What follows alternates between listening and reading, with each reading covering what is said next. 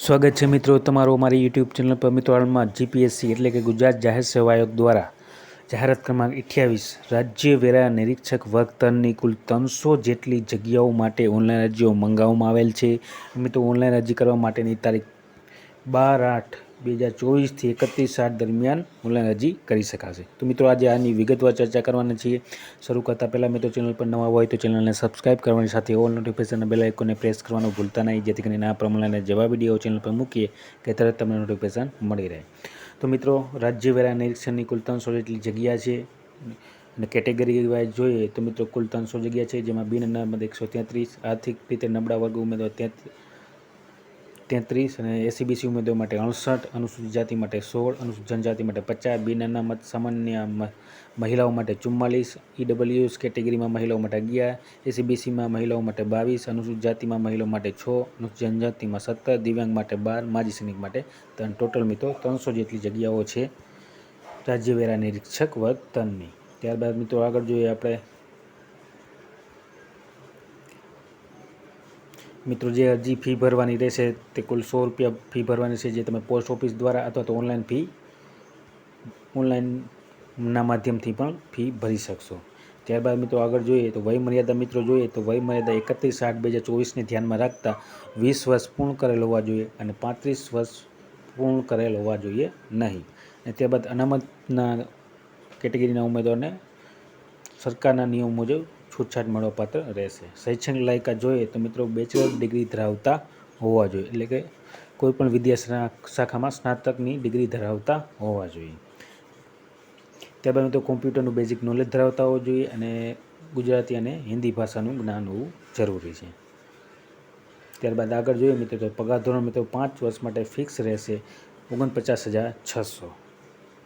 ત્યારબાદ 5 વર્ષ પૂર્ણ કર્યા પછી 39,900થી 1,26,600 પે મેટ્રિક્સ લેવલ 7ના ધોરણ મુજબ ચૂકવવા પાત્ર રહેશે।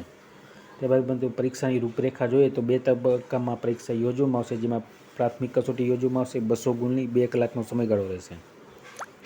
અને ત્યારબાદ મિત્રો મુખ્ય લેખિત પરીક્ષા યોજવામાં આવશે, જેમાં કુલ 4 પેપર છે: ગુજરાતી ભાષા, અંગ્રેજી ભાષા, સામાન્ય અભ્યાસ અને સામાન્ય અભ્યાસ 2।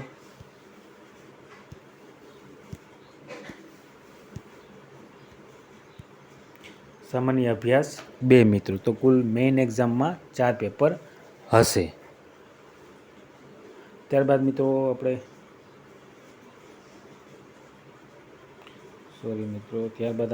જોઈએ તો મિત્રો 4 પેપર હશે મેઇન એક્ઝામના,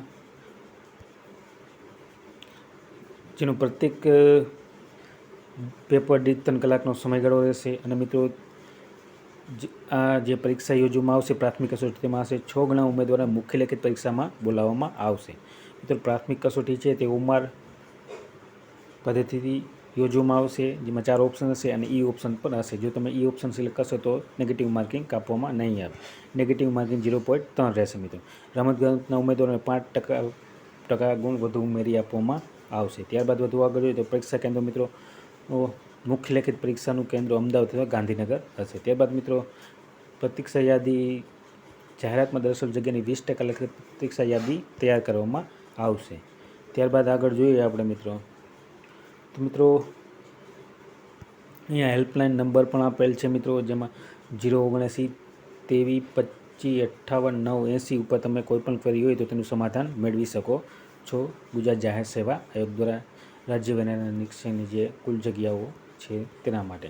ત્યારબાદ આગળ જોઈએ મિત્રો તો જન્મ તારીખ જે ધ્યાને લેવામાં આવશે તે એસએસસી બોર્ડમાં અપાયેલ એસએસસી પ્રમાણપત્રમાં હશે તેને માન્ય રાખવામાં આવશે।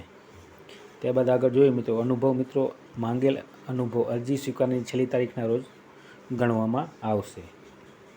ત્યારબાદ મિત્રો જોઈએ તો જે એસસીબીસી ઉમેદવારો છે તેનું નોન ક્રિમિનલ સર્ટિફિકેટ 1/4/2022થી 31/8/2024 સુધી ઇસ્યુ થયેલ હોવું જોઈએ। અને ત્યારબાદ ઈડબ્લ્યુએસ કેટેગરીનું જે સર્ટિફિકેટ છે તે મિત્રો 1/9/2021થી 31/8/2024 સુધી ઇસ્યુ થયેલ હોવું જોઈએ, તો જ માન્ય ગણવામાં આવશે। ત્યારબાદ આગળ જોઈએ આપણે મિત્રો વર્ગ 3ના કિસ્સામાં રૂબરૂ મુલાકાત યોજવાની થતી નથી। વર્ગ 3ની ભરતીમાં પ્રક્રિયામાં રૂબરૂ મુલાકાતની જોગવાઈ લાગુ પડતી નથી, એટલે કે ઇન્ટરવ્યૂ કાર્યક્રમ નથી મિત્રો। તો આ પ્રમાણે મિત્રો ગુજરાત જાહેર સેવા આયોગ દ્વારા કુલ રાજ્ય વેરા નિરીક્ષકની 300 જેટલી જગ્યાઓ માટે ઓનલાઈન અરજીઓ મંગાવવામાં આવેલ છે, જેમાં મિત્રો ઓનલાઈન અરજી કરવા માટેની તારીખ 12/8/2024થી 31/8/2024 દરમિયાન ઓનલાઈન અરજી કરી શકાશે અને કોઈપણ સ્નાતક ઉમેદવાર ઓનલાઈન અરજી કરી શકશે. તો મિત્રો સર્વ ઉમેદવારોએ નોંધ લેવા વિનંતી. અને વિડીયો ગમ્યો હોય તો લાઇક, શેર અને સબસ્ક્રાઈબ કરવાનું ભૂલતા નહીં. જય હિન્દ.